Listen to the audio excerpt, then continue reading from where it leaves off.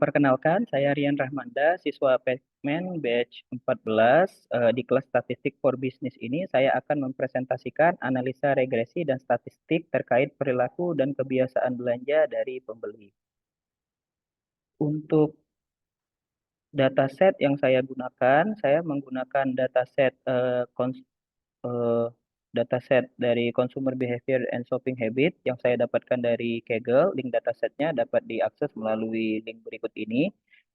Dataset terdiri dari 18 kolom dengan 5 kolom bertipe numerik dan 13 kolom bertipe kategori. Nah, untuk kolom Customer ID karena tidak memiliki informasi yang berguna pada proses analisis yang saya lakukan, ini akan di-drop. Selanjutnya akan dicek dari data ini apakah ada kolom yang memiliki data yang kosong.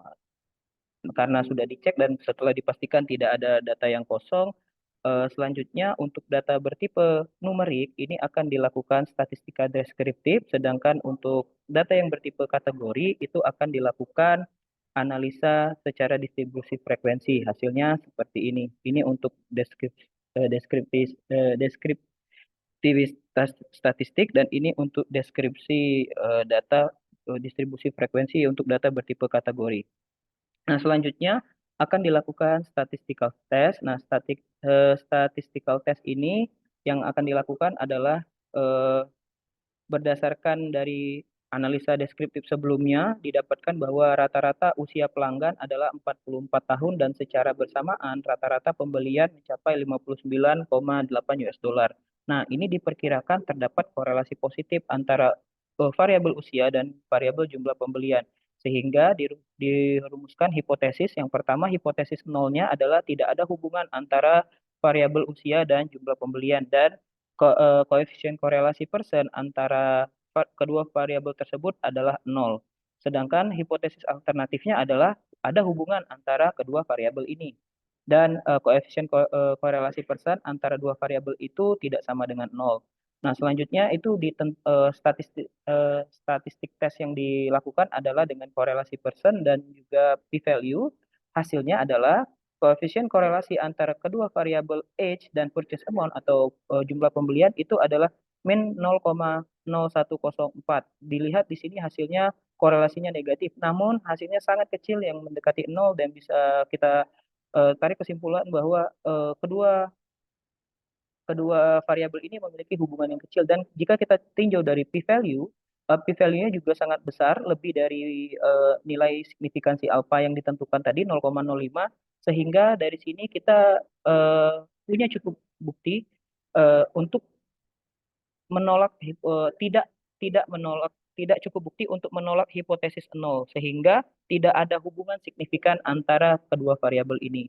Selanjutnya, statistik tes yang dilakukan kedua antara variabel rating review dan purchase amount atau jumlah pembelian karena tadi nilai rata-ratanya adalah untuk rating review adalah 3,7 dan eh, rata-rata pembelian 59,8 dan di sini juga diperkirakan terdapat hubungan positif antara rating review dan purchase amount. Sehingga dirumuskan hipotesa nolnya adalah tidak terdapat hubungan positif antara review rating dan purchase amount. Dan korelasi person kurang dari atau sama dengan nol. Dan untuk hipotesis alternatifnya terdapat hubungan positif antara rating review dan purchase amount. Dan korelasi persennya lebih dari nol. Dan juga dilakukan statistical descriptive menggunakan korelasi person dan p-value. Hasilnya adalah nilai korelasi persennya itu positif, tapi sangat lagi-lagi sangat kecil yaitu 0,030. Nah, p-value-nya itu sedikit lebih besar dibandingkan alfa 0,054. Tapi hal ini tidak cukup bukti untuk menolak hipotesis nol sehingga kita dapat menyimpulkan bahwa tidak terdapat hubungan positif antara review rating dan purchase amount. Selanjutnya eh, statistical test selanjutnya dilakukan dari variabel pembelian sebelumnya atau previous purchase dan variabel purchase amount. Diperkirakan terdapat hubungan positif antar kedua variabel ini dan juga disusun hipotesis nolnya seperti ini. Tidak ada hubungan positif antara previous purchase dan purchase amount dan juga hipotesis alternatifnya ada hubungan positif antara previous purchase dan purchase amount. Nah, jadi statistical test yang dilakukan juga statistical test korelasi person dan juga p-value, hasilnya lagi-lagi hasilnya sangat kecil dan juga p-value-nya lebih besar dari nilai alfa yang ditentukan sehingga tidak cukup bukti untuk menolak hipotesis nol dan sehingga kita dapat menyimpulkan bahwa tidak ada hubungan positif antara previous purchase dan purchase amount. Nah, selanjutnya karena variable age, rating review, dan previous ini tidak memiliki hubungan yang sangat kecil dengan variable purchase amount, sehingga tiga variabel tadi tidak mampu menjelaskan dengan baik bagaimana nilai purchase amount-nya.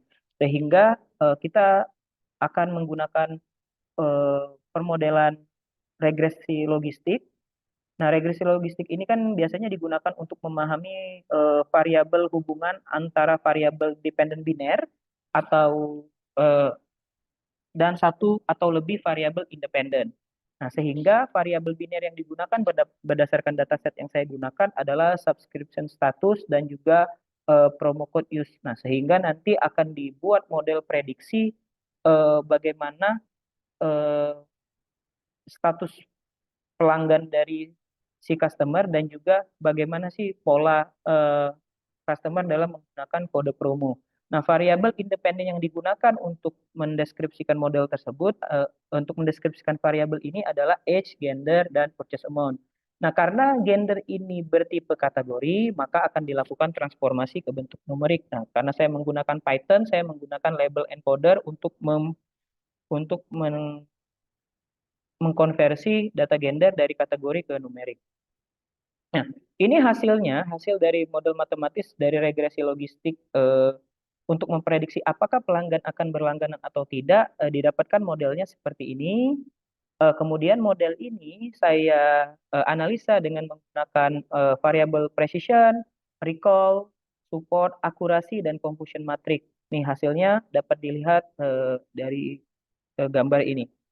Selanjutnya, untuk model matematis dari regresi logistik untuk memprediksi apakah pelanggan akan menggunakan kode promo atau tidak, eh, model matematikanya seperti ini.